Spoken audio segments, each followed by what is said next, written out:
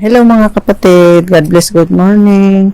Kamusta na kayo mga kapatid? Ayun, ilang linggo na tayo naka-quarantine sa ating mga bahay. Salamat sa Panginoon na tayo'y lalo natin naunawaan kung paano ito nangyari sa ating buhay. Alam natin na may magandang plano ang Lord para sa ating lahat. Praise God, hallelujah. At salamat sa Panginoon sa buhay natin na hanggang ngayon, ayun, ito buhay pa tayo malalakas at nakikiramay ang channel na ito dun sa mga taong nawala ng mahal sa buhay dahil sa dito nga sa naranasan natin ngayon. Si at saka B na yun ay C is Christ at saka yung B ay victory. Yun mga kapatid, kailangan natin magpakatatag. At saka doon sa mga nawala ng mga mahal sa buhay, mga kapatid, nakikiramay ang channel na ito sa inyo at naway ang Lord ang aaliw sa inyo sa kapighatian na naranasan natin ngayon. Praise God, na sabi nga ng Panginoon doon sa aklat ng Roma ay makikigalak daw sa nagagalak at makikitangis sa mga tumatangis, na ayun nga, patuloy na ang prayer natin ay lubos-lubos para doon sa mga nawawalan ng anong mahal sa buhay, doon sa mga doktor na nawala na nga. Salamat sa Panginoon na nagkaroon din naman ng katuturan ang buhay nila. Wala tayong magawa, ganun talaga. Praise God. Kaya patuloy na manalig lang tayo sa Panginoon mga kapatid at ang kilalanin natin ang Panginoon, ang siya lang makakatulong sa atin, at maraming salamat naman doon sa mga tumutulong. Hallelujah. At ang Lord ang magbalik sa atin lahat ng siksik nag-uumapaw na biyaya. Praise God. At sa takdang panahon ay matapos din itong ating pinagdaanan na ito. At ang pagmamahal natin ay iparamdam natin sa ating mga pamilya. Nalaman natin ngayon na mas mahalaga ang pamilya, ang buhay kaysa kung anong mga bagay, na nagbago na yung ating mga pananaw. Praise God, hallelujah. Napatuloy nga yung ating mga mahal sa buhay, o araw-araw sabihin natin mahal natin sila, I love you, at isipin natin na mahal tayo ng Lord, at lahat ng mga naranasan natin ito ay higit pa dito naranasan ng Panginoong Jesus nung say nabuhay nga dito sa mundong ito. Thank you Lord. At ngayon mga kapatid, ang pag-aralan natin nun ay tungkol sa pagsilang sa Panginoon na hinangad din siyang tigbakin ni Herodes. Praise God, hallelujah. At ang verse natin ngayon ay Matthew 2 verse 13 and 14, hallelujah. Pag-alis ng mga pantas, nagpakita kay Jose sa panaginip ang isang anghel ng Panginoon. Sinabi niya sa kanya, bumangon ka at dalhin mo agad sa Ehipto ang iyong mag-ina at huwag kayong aalis doon hanggat hindi ko sinasabi, sapagkat hahanapin ni Herodes ang bata upang tigbakin. Hallelujah. Yung nagkatawang tao ang Panginoon dito sa nagtago sa Ehipto, na sa aking palagay nga ang daigdig na ito ay Ehipto. Hallelujah. At yung sinabi ng anghel na magtago kayo roon, huwag kayong aalis doon hanggat ko sinasabi. Hallelujah. Ngayon nga, nagtatago tayo sa ating kanya-kanyang mga bahay na sinasabi ng Lord na pansamantala lang naman ito mga kapatid. Praise God. At natuto tayo magpakumbaba sa Lord. Hallelujah. At yung mga kung ano-ano mang hinahangad natin sa buhay na ito, marahil ay nagbago na tayo ng diwa at pag-iisip, at yung hinahangad na nga lang natin ay na parangalan ang Panginoon, at siya lang talaga makapaligtas sa atin. Pananalig at pananalig pa rin mga kapatid, at lakasan natin ang ating loob kasi wala naman ibang makatulong sa atin sa mga kanya-kanya natin pamilya, kasi iwasan mo ang kapwa mo para ka maligtas. Isipin mo yun, praise God. Yung mga nawala ng mahal sa buhay, parang ang sakit. Pero ganun talaga mga kapatid, kailangan nating tanggapin at mag-move on. Gano'n man kasakit yan, kasi ayun na yun, nangyari na yun. Kaya yun doon naman sa mga ito, may blessing pa rin na nakaranas tayo ng takot, ng pangamba, ay blessing yan. Ibig sabihin, buhay pa tayo, praise God. Ay patuloy lang na manalangin, at pag sinabing huwag lumabas ng bahay, huwag tayo lumabas ng bahay mga kapatid, kasi kawawa yung pamilya natin na mahawaan, o kaya yung makahawa tayo, o kung anong sinabi sa atin ng mga nagmamalasakit sa atin, ay sundin natin, kasi sinabi niya naman ng Panginoon kay Jose, huwag daw aalis doon hanggat hindi niya sinasabi. Praise God. Ayun, verse 14, bumangon nga si Jose at ng gabi ring iyon ay dinala niya sa Ehipto ang kanyang mag-ina. Ayun, nasa Ehipto tayo ngayon, na ang daigdig nga ito ay para sa akin ito ang Ehipto. Kung tutuusin nga ay nilampasan pa natin sa katigasan ng ulo ang mga Ehipsyo. Praise God. Hallelujah. Thank you, Jesus, na tayo buhay pa sa kabila ng katigasan ng ating mga ulo. Praise God. Ayun.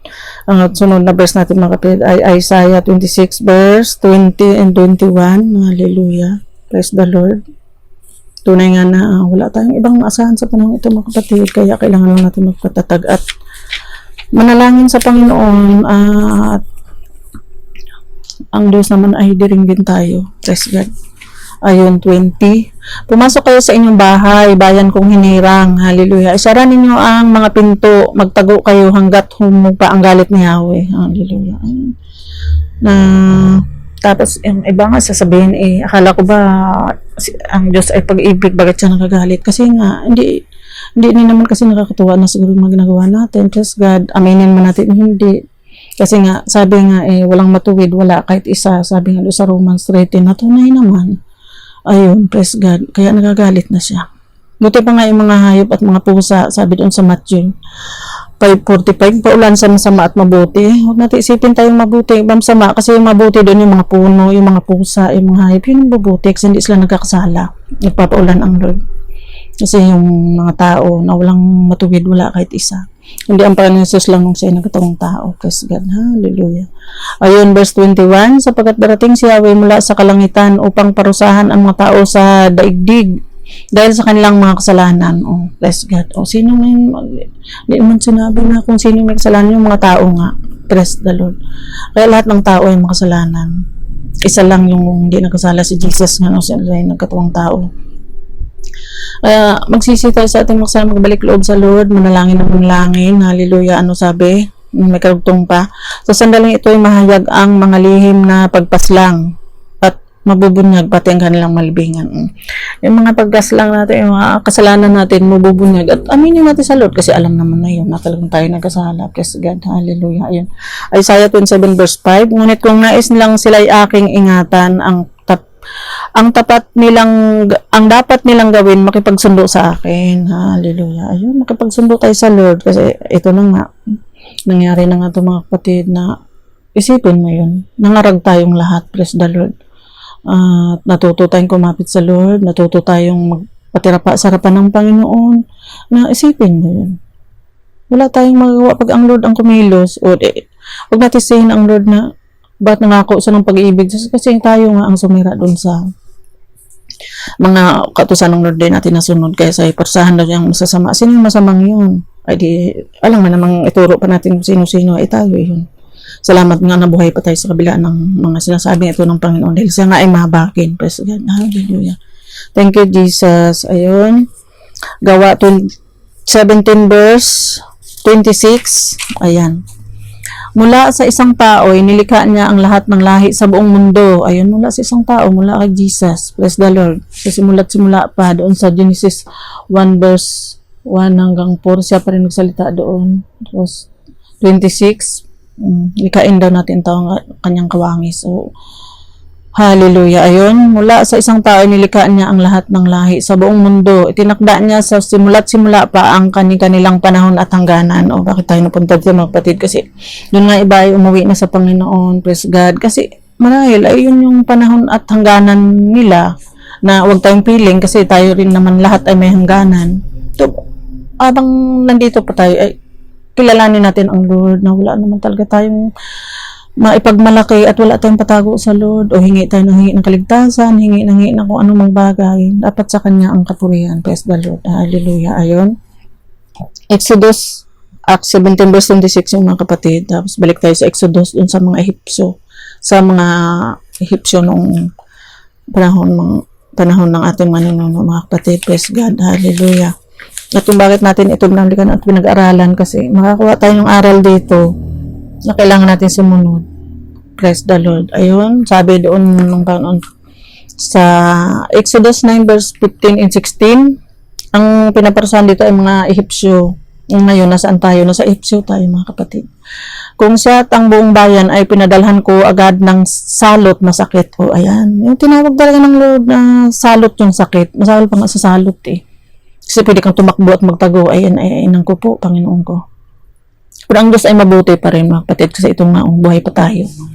Kung siya at ang buong bayan ay pinadalhan ko agad ng salot na sakit, sana'y tigbak na silang lahat. Hallelujah. Verse 16, Exodus 9 verse 15 and 16, ngunit hindi ko ginawa iyon upang ipakita sa kanya ang aking kapangyarihan at sa gayoy, may pahayag ang aking pangalan sa buong daigdig. Ayan. Kailangan kasi may hayag ng Lord ng kanyang buong pangalan sa buong daigdig kasi aminin mo natin o hindi ay napapalayo na tayo sa Lord. Hallelujah. Kasi nga yung hinahangad natin yung kung ano-anong kaymanang daigdig na ito. Dinaig pa nga natin yung mga Ehipsyo. Kaya ito ay kinakatok lang tayo ng Lord para tayo maintindihan natin na tayo nga ay nilikha lang ng Lord na dapat ay siya ang kilalanin natin. Praise God. Hallelujah. Thank you, Jesus. Ayun. So, pasilungin ang lahat ng mga tao at sisilong lahat ng hayop. Ayun, ito yung binigyan ng babala ng mga Israelita, yung mga Ehipsyo. Ayan. At isilong lahat ng hayop sapagkat lahat ng bagsakan nito ay matitigbak. Ayun, yung paulan sa ng yelo. Ayun, ayan. Inulanan din tayo nitong dahil nga si Christ, tapos yung victory, magtatagumpay tayo. Kailangan lang natin manalig at magtiwala sa Lord at magbalik loob na din para tayo ay mabagbag ang kalooban ng Panginoon at tayong ay maligtas dito sa dinadaanan natin. Praise God. Hallelujah. Verse 20, ang ibang tauhan ng paraon ay natakot sa pinasabi ni Yahweh kaya pinasilong nila ang kanilang mga alipin at mga hayop. Hallelujah. Ngunit pinangwalang bahala ito ng iba at hinayaan nila sa labas ang kanilang mga alipin at mga hayop. Ayan.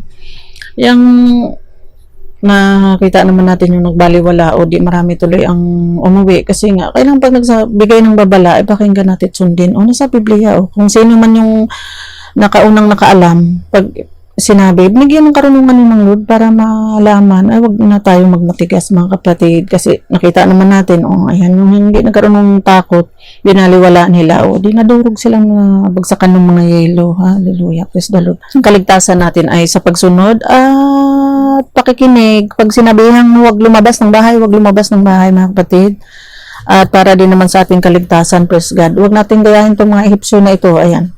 Pero yung kahit mga Ehipsyo sila, nung nagkaroon sila ng banal na takot at paggalang sa Panginoon, ay pinasilang yung maligtas. Kaya kailangan tayo magkaroon ng banal na takot at paggalang sa Panginoon para tayo maligtas mga kapatid. Praise God. Hallelujah. Ayun, ang sunod nating verse ay Awit 90 verse 12.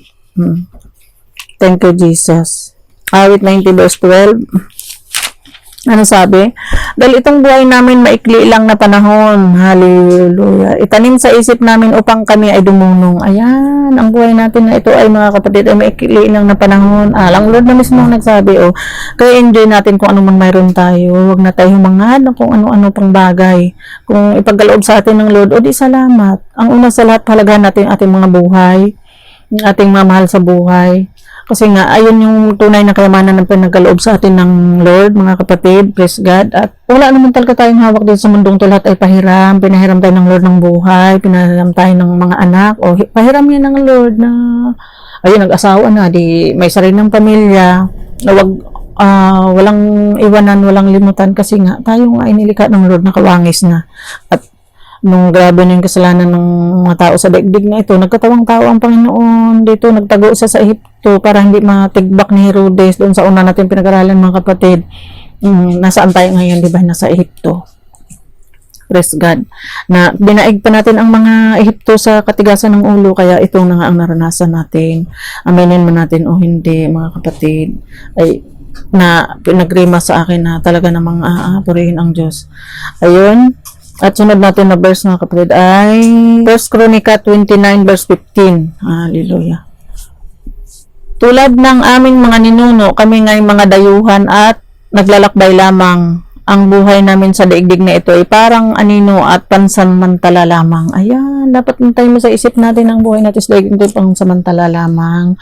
Yun yung sinundan natin na awit 90 verse 12, itanim sa isip na tayo ay dumunong. Dumunong tayo na gamitin natin yung ating buhay na napakahaba para sa kapurihan ng Lord, para sa paggawa ng mabuti sa kapwa, para mahalin yung ating mga mahal sa buhay na pinahiram sa atin ng Lord, yung ating mga magulang, igagalang natin paano natin ginalang ang Panginoon, kasi yung paggalang sa magulang, yung anak, igagalang din natin, kasi pareho namang may damdamin yan, at pantay lang tayo sa harapan ng Lord. Praise God. Hallelujah. At yung mga Ehipsyo nga, di ba mga kapatid, yung kababayan na kapwa nila Ehipsyo, hindi nila inaalipin at hindi nila inaapi. Yung mga Israelita lang, abay tayo, kainaman. Sariling pamilya ay inaapi o sa ano, kaya sa totoo lang, masahol pa sa mga Ehipsyo ang mga nagawa nating kamalian, aminin man natin o hindi. Alam ng Lord yan, kaya naranasan natin itong mga pangyaring itong mga kapatid. Kailangan nating magmuni-muni kung tayo ba'y pinagharian ng Panginoon o pinagharian ni, ayun na nga, bless God. Kaya patuloy na isuko natin ang ating buhay sa Panginoon at itong naranasan natin mga kapatid, hindi natin alam kung hanggang kailan ito na lahat naman to ay matatapos, pero ang habagan ng Lord ay mananatili sa ating mga puso at magpasalamat tayo bawat araw na tayo na buhay pa, nagigising pa, praise God. Isipin mo yun na laman natin ngayon, nagising sa utak natin na ganun lang kadali ang buhay, praise God.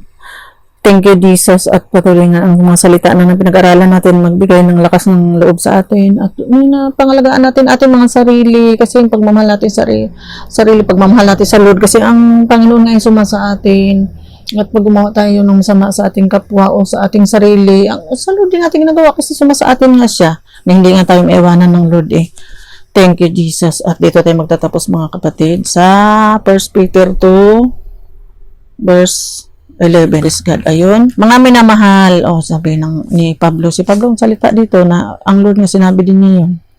Mga minamahal, nakikiusap ako sa inyo. Hallelujah. Bilang madayuhan at pansamantalang nanirahan lamang sa diigdig na ito, talikuran na ninyo ang mga pagnanasa ng laman na nakikidigma sa inyong mga sarili. Hallelujah. Ayun.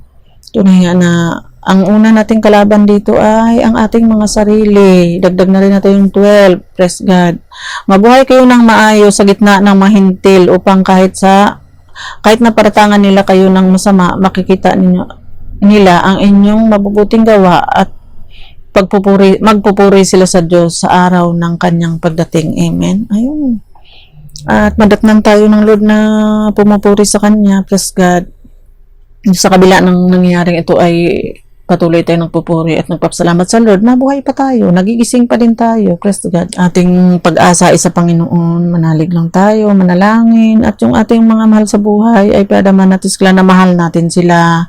Lagi natin ipaalala na mahal tayo ng Lord sa kabila ng mga nangyaring ito. Mahal tayo ng Diyos, walang hindi. Kasi nga, hindi naman basta kung anong tinubos niya sa buhay natin, yung kanyang banal na dugo. Praise God. Kaya nalangin lang tayo manalangin, alagaan natin ating mga sarili.